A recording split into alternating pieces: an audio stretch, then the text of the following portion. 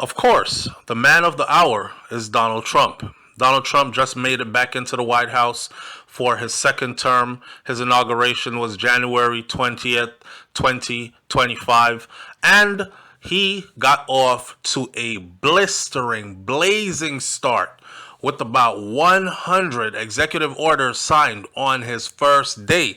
The man did not even wait to get to an office to sign it. He signed it on a stage in front of a whole lot of people. Now, of course, a lot of people are wondering what was done in that first day. Well, look no further. Here is everything that Donald Trump did in the first executive orders of his presidency.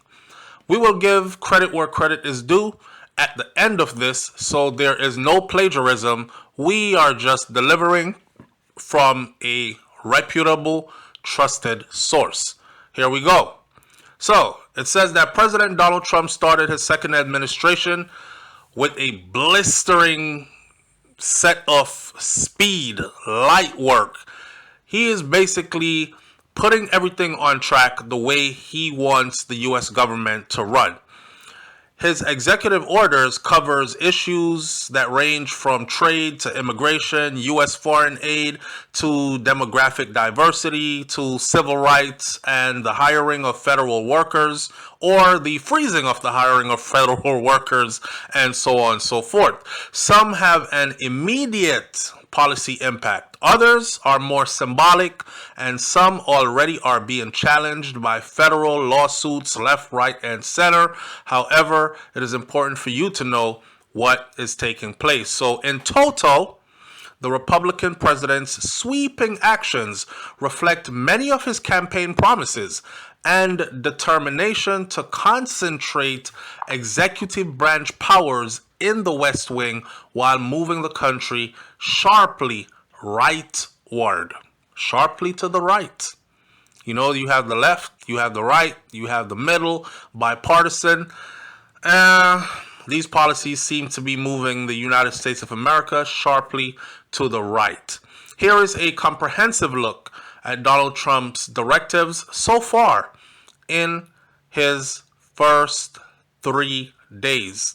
All these were signed the first day. Here's what's popping in the first 3 days. You have immigration and U.S. borders.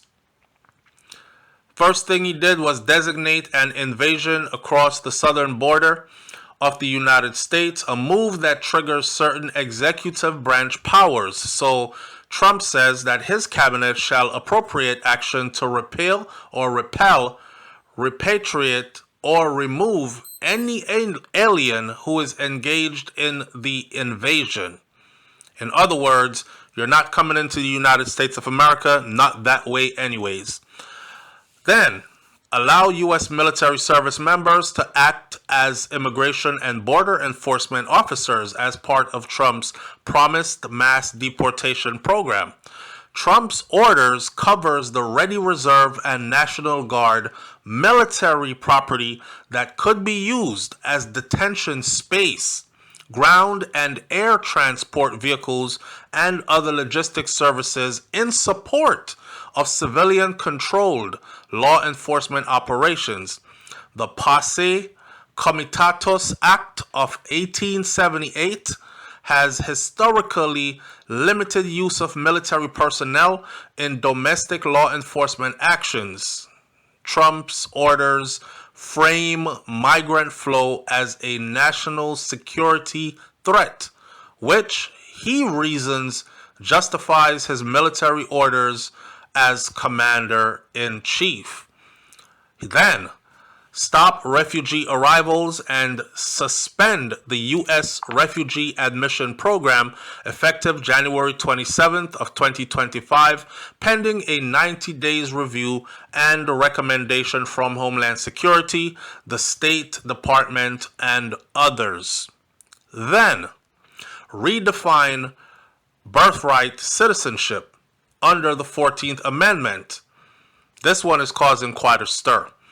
A Trump order asserts that a child born in the United States of America is not a citizen if 1. the mother does not have legal immigration status or is in the country legally but only temporarily. And 2, the father is not a U.S. citizen or unlawful permanent resident. The order forbids U.S. agencies from issuing any documents recognizing such a child as a citizen or accept any state document recognizing citizenship. This order is already being challenged in the federal courts. Prioritize continued construction of a wall and other barriers along the U.S.-Mexico border. Then, direct the Attorney General and Homeland Security Secretary to create Homeland Security Task Force in all 50 states, comprising of state and local law enforcement charged with ending the presence of criminal cartels, foreign gangs, and transnational criminal organizations. Then, give the Homeland Secretary wide latitude to establish agreements with individual, state, and local law enforcement agencies to the maximum extent permitted by law that empower those non-federal officials to act as federal immigration officers. Then, require collection of DNA samples and fingerprints from immigration detainees under a 2005 federal law. Then, forbid so-called catch and release, which allows some migrants to remain in the U.S. while awaiting their immigration court proceedings in favor of detention and deportation of anyone in the U.S. illegally. Then, direct Homeland Security to immediately devote resources and secure contractors to construct, operate, control, or use facilities to detain removable aliens. Then, end the so-called parole program, often referred to as the Family Reunification Program, that allows family members of certain citizens and permanent resident immigrants from Cuba, Haiti, Nicaragua, and Venezuela to come to the U.S. while their visa applications are still pending. That will happen no more.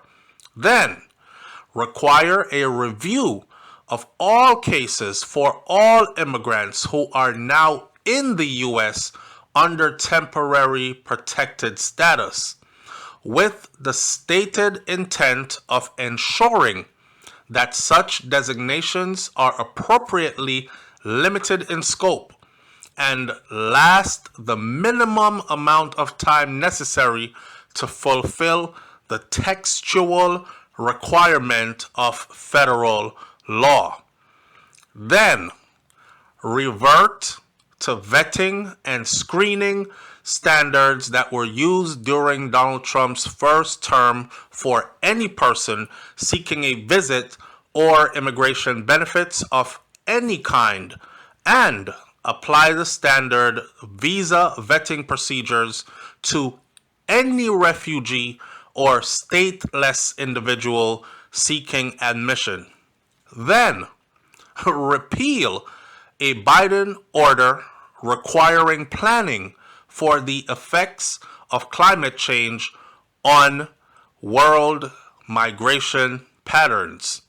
Then, direct the Secretary of State and U.S. diplomats effectively to threaten sanctions against any nation seen as reluctant to accept and facilitate the return of its citizens that the U.S. deports back to them.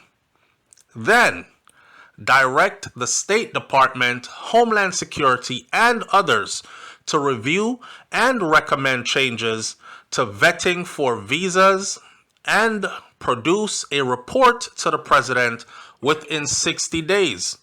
The order calls for identifying countries for which vetting and screening information is so deficient as to warrant a partial or a full suspension of admission to the U.S. for their citizens. Then, direct the Attorney General and others to deny federal money to so-called sanctuary cities the administration sees as interfering with federal immigration enforcement, with the caveat that the Trump administration pursues action to the maximum extent possible under the law. Then, pause distribution of federal monies to non-governmental organizations supporting or providing services either directly or indirectly to removable or illegal aliens pending review and audits to identify any operations that may promote or facilitate violations of our immigration laws. Then, designate international cartels as foreign terrorist organizations or specifically designated global terrorists under existing federal law. The order triggers the Alien Enemies Act to combat cartels and their members. Then, require within 30 days the Attorney General, Secretary of State, and others to evaluate the adequacy of programs designed to ensure the proper assimilation of lawful immigrants into the United States and recommend any additional measures that promote a unified American identity. Then, now we go into international trade, business, and economy. The first set you just heard all covered things having to do with immigration. International trade, business, and economy. The economy starts off with broadly direct all executive agencies to tailor their policies to reduce consumer prices. Trump wants a progress report from a top White House economic advisor every 30 days. Then, direct the Treasury and Commerce Secretaries, U.S. Trade Representatives, and others to examine causes of U.S. trade deficits, identify unfair trade practices, and make recommendations, potentially including a global supplemental tariff. Then, begin review of the U.S.-Mexico-Canada Agreement, Trump's first administration rewrite of NAFTA, NAFTA, with an eye to a renegotiation in 2026 or sooner. Trump said that he plans 25% tariffs on Canadian and Mexican goods as of February 1st of 2025, but he has not signed such executive actions so far. Then, begin establishment of an external revenue service to collect tariffs, duties, and other foreign trade-related revenues. Then, begin review of U.S. trade dealings with China to consider new or increased tariff. As a candidate, Trump threatened Chinese tariffs to be as high as 60%.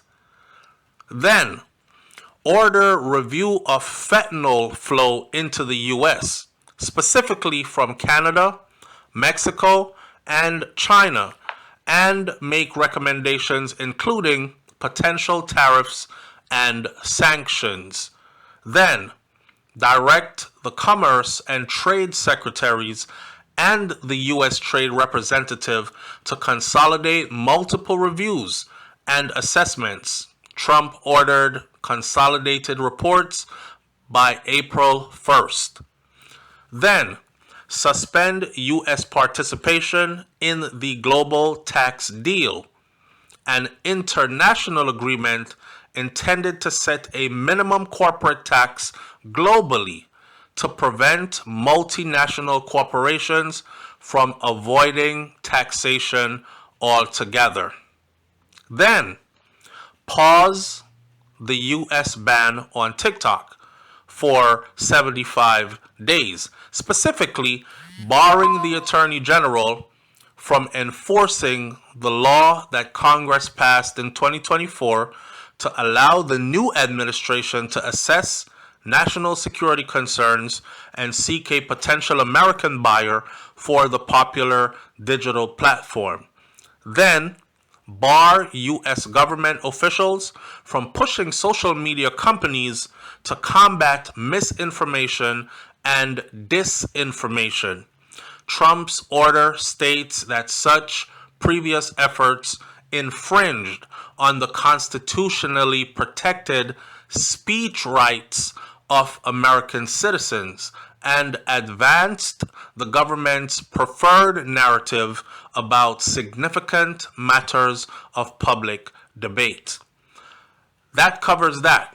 And then we went into climate, energy, and the environment.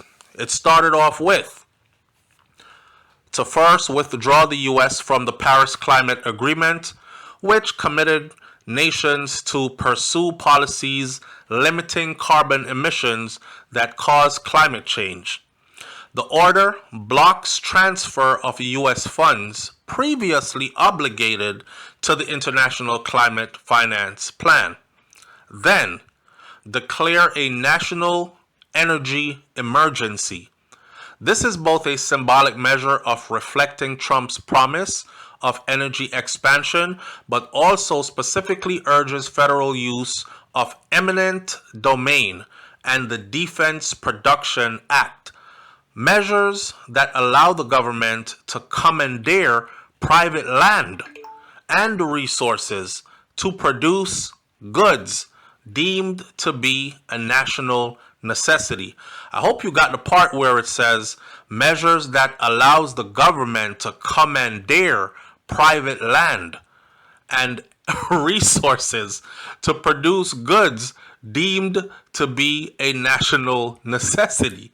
Commandeer private land and resources? Oh boy. Then, compel the Army Corps of Engineers to use to the fullest extent possible its emergency permitting provisions to speed energy projects and urge all agencies to use similar emergency procedures that expedite or bypass permitting processes under the Endangered Species Act or other federal laws that protect wildlife. Wow. Then, eliminate Biden policies intended to encourage electrical vehicles development and purchases, part of Trump's effort to limit non-fossil fuel energy sectors. Then, require all agencies within 30 days to submit to the White House Office of Management and Budget their plans to eliminate regulations and rules deemed burdensome to domestic energy production and consumption, with particular attention to oil, natural gas, coal, hydropower, biofuels, critical mineral, and nuclear energy. Then, repeal multiple Biden orders and memoranda regarding climate change, including guidelines for implementing climate-related provisions of the Inflation Reduction Act of 2022, an effort to assess financial risks of not combating climate change, and establishment of a President's Council of advisors on science and technology. Then, to streamline other fossil fuel extractions in Alaska with a command to rescind, revoke, revise, amend, defer, or grant exemption from any and all regulatory actions relevant in the state. Specifically, Trump is restoring any suspended fossil fuel leases within the Arctic National Wildlife Refuge. Then, deny a pending U.S. Fish and Wildlife Service request to create an indigenous sacred site within the Arctic National Wildlife Refuge. Deny. Then, restore first Trump administration rules on hunting and trapping in national preserves in Alaska. Order the Interior Department to align federal rules on hunting and fishing in Alaska with rules for state government lands. Then, roll back other Biden-era limits or regulations on fossil fuel extraction on federal land.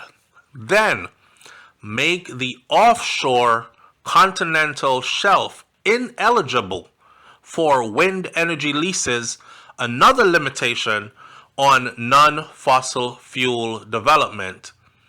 Then, to re-engage a legal and regulatory battle with California state government over water routes from Sacramento, San Joaquin Delta. Trump wants to override fish and wildlife protection efforts to route more water to the Central Valley and Southern California. And now we get into the diversity, transgender rights, and civil rights.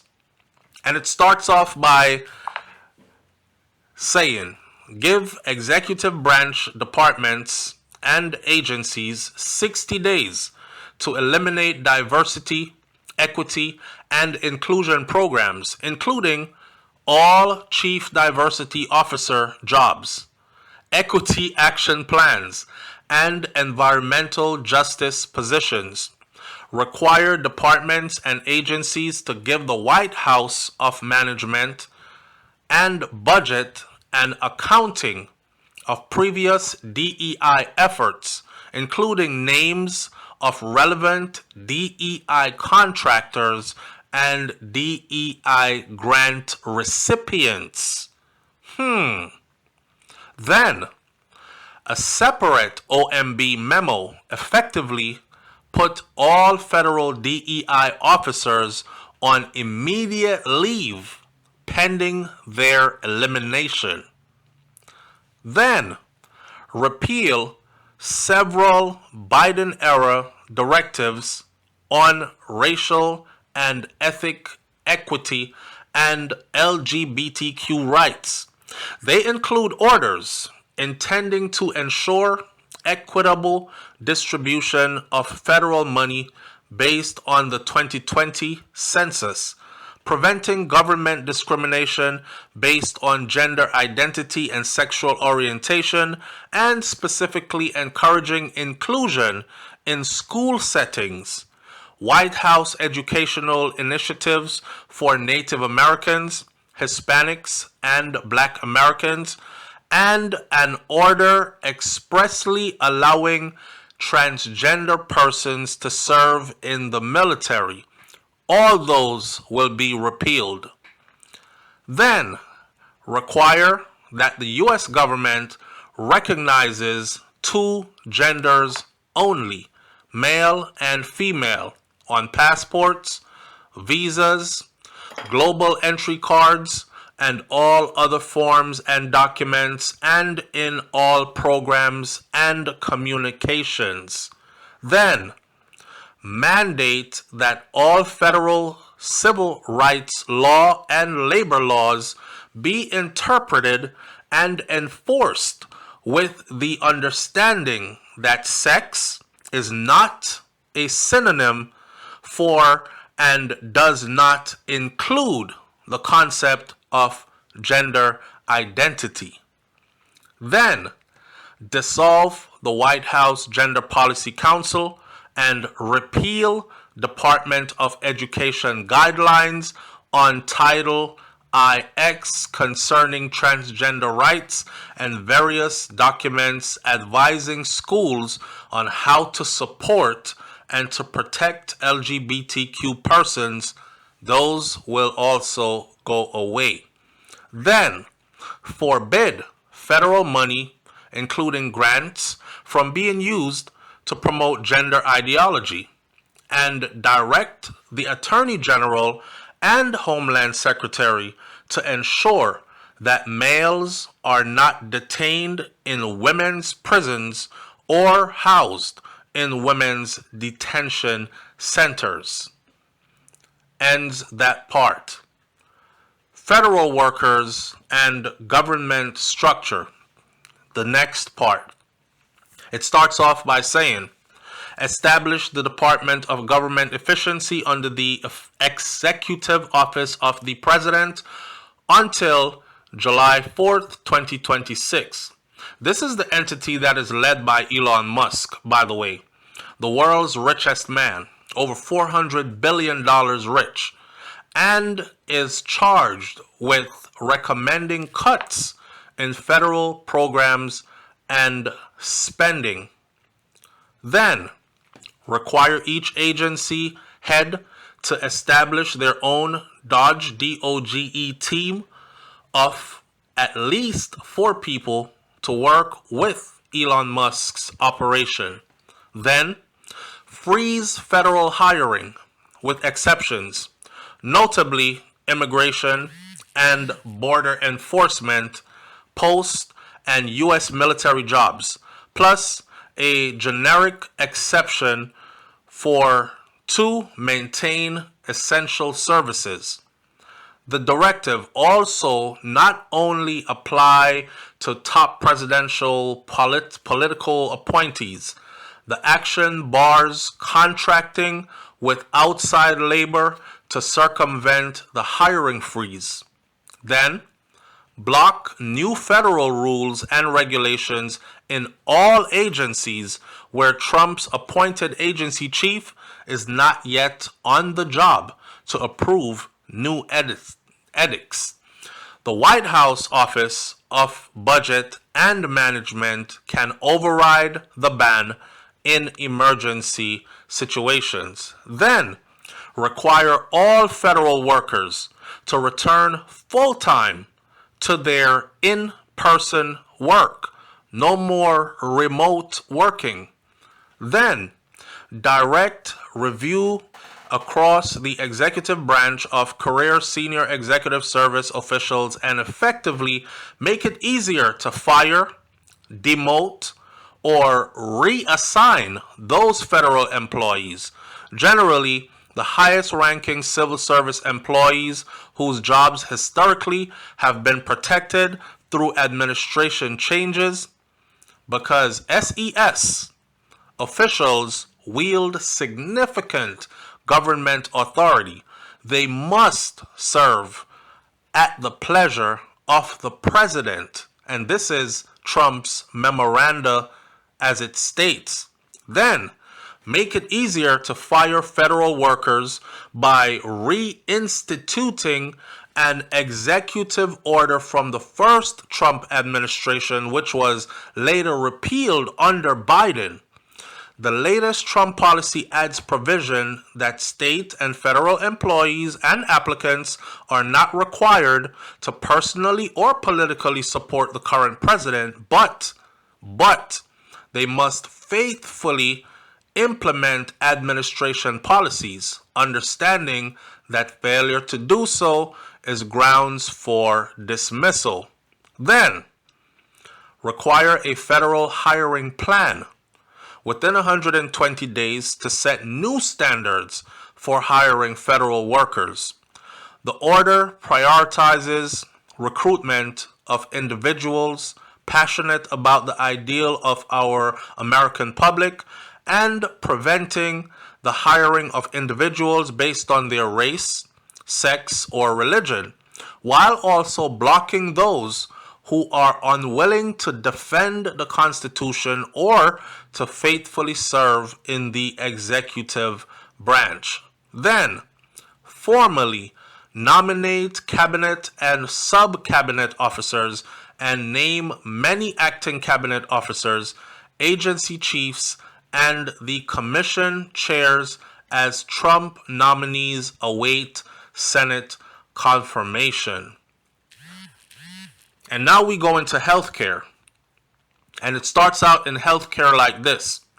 Repeal Biden's directives intended to make it easier to enroll in Medicaid services, secure insurance coverage under the Affordable Care Act, and lower prescription drug costs. The Trump action, however, does not actually repeal the Biden-era $35 monthly cap on insulin, Medicare's $2,000 annual out-of-pocket cap on prescription drugs, or Medicare's ability to negotiate drug pricing. Those policies remain enforced by federal statutes that were passed by Congress under Biden.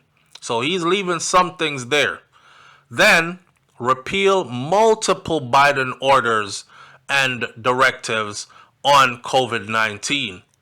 Then withdraw the U.S. from the World Health Organization, direct the White House Office of Management and Budget to stop future transfers of U.S. money to the World Health Organization, and order the Secretary of State to end negotiations on the World Health Organization pandemic agreement.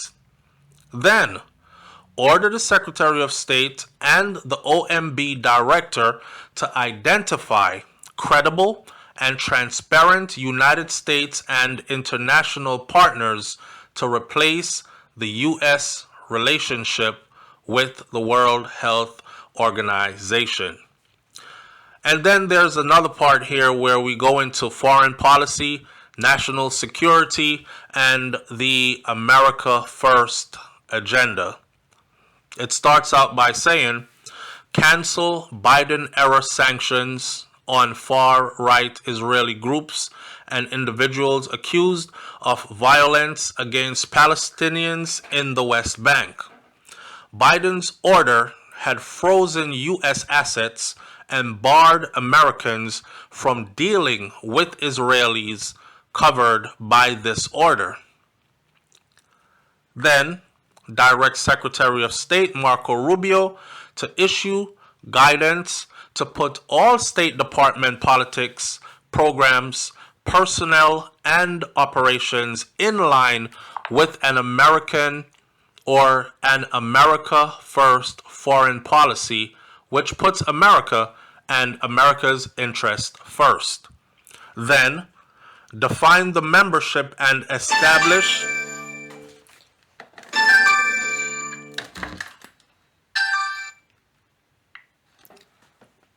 Pause. If you're listening to this video right now, you heard my business phone ringing. Please go ahead and ignore. We'll get right back to the foreign policy and the national security and America First part of this. We pick back up at direct Secretary of State Marco Rubio to issue guidance to put all State Department politics, programs, and personnel and operations in line with an America First foreign policy, which puts America and its interest first. Then define the membership and establish operating procedures for the National Security Council. Then pause all U.S. foreign development aid pending review of efficiencies and consistency with administration aims to be conducted within 90 days by relevant agency heads under guidelines from Rubio, the White House Office of Management and Budget. Rubio can lift the freeze for any program. Then immediately grant 6-month security clearance to certain administration officials whose background checks are pending. The White House counsel determines which aides get that temporary clearance. And then there's a part about nationalism. Donald Trump did a whole lot in his first day and his first 3 days.